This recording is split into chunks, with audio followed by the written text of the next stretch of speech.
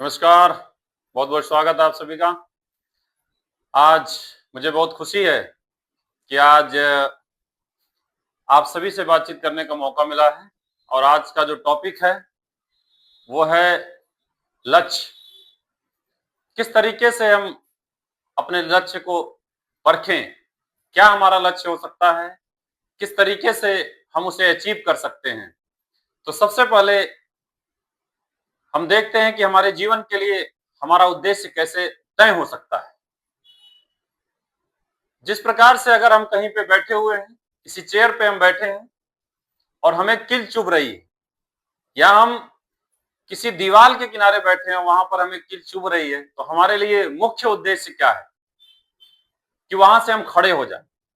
जो चुभन है उसको हम बर्दाश्त ना करें, और अगर हम उसे बर्दाश्त कर रहे हैं तो इसका मतलब हम अपने लक्ष्य की तरफ नहीं।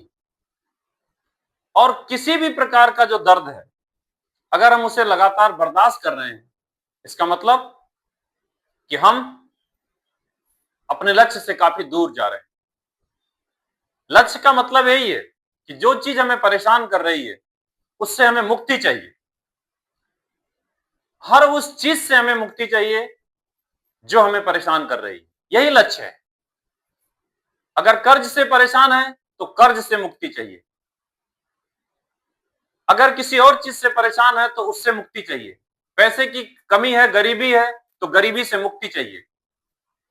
हर वो चीज जिससे परेशानी है, जो कील हमें चुभ रही है, और अगर सपोज करिए 10 कील चुभ रही है तो 10 कील से भी छुटकारा चाहिए। अगर 50 कील चुभ रही है तो 50 से भी छुटकारा चाहिए।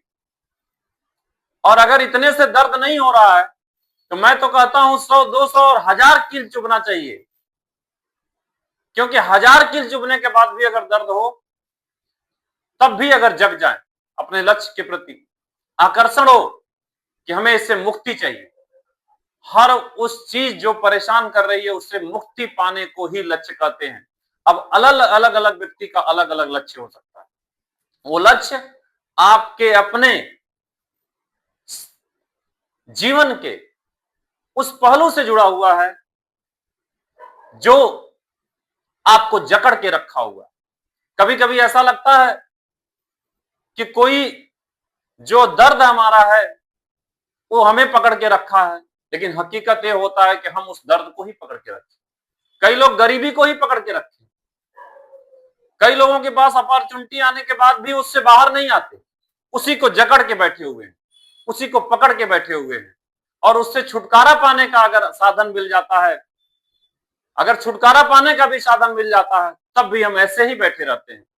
तो अगर हमें कोई छुटकारा पाने का साधन मिलता है तो उसे पकड़ करके और मजबूती से अपने उस दर्द से बाहर आना, और जो दर्द में है, जो किल चुभ रही है, उससे छुटकारा पाना ही लक्ष्य है। और ये सभी एंगल में हो सकता है, ये किसी एक एंगल में नहीं है। जीवन के सभी पहलू में ये लागू होता है और हर जगह लागू होता है।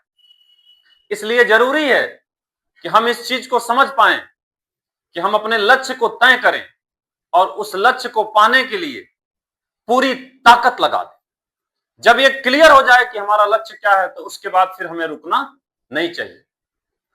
और आज के परिप्रेक्ष्य में अगर देखें, अगर जो भी व्यक्ति सिर्फ साफ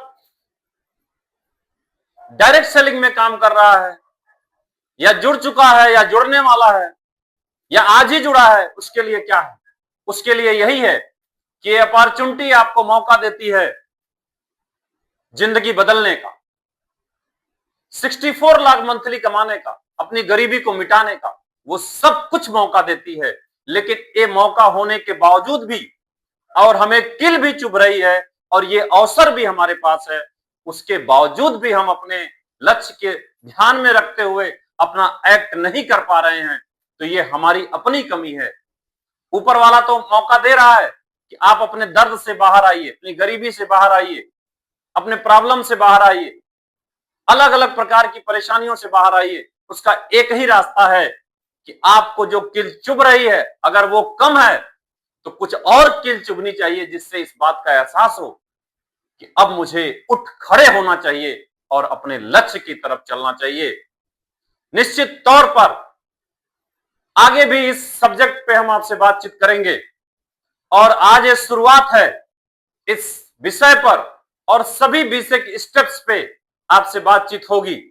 नेक्स्ट वीडियो में आप देखेंगे कि इससे नेक्स्ट लेवल पर और भी लक्ष्य को लेकर के और डीपली बातचीत होगी और मैं आपको विश्वास दिलाता हूं जो भी व्यक्ति इन सभी चीजों को अपने जीवन में फॉलो करेगा 100% डायमंड बनेगा, 100% डायमंड बनेगा, इसमें कहीं कोई दो राय नहीं है।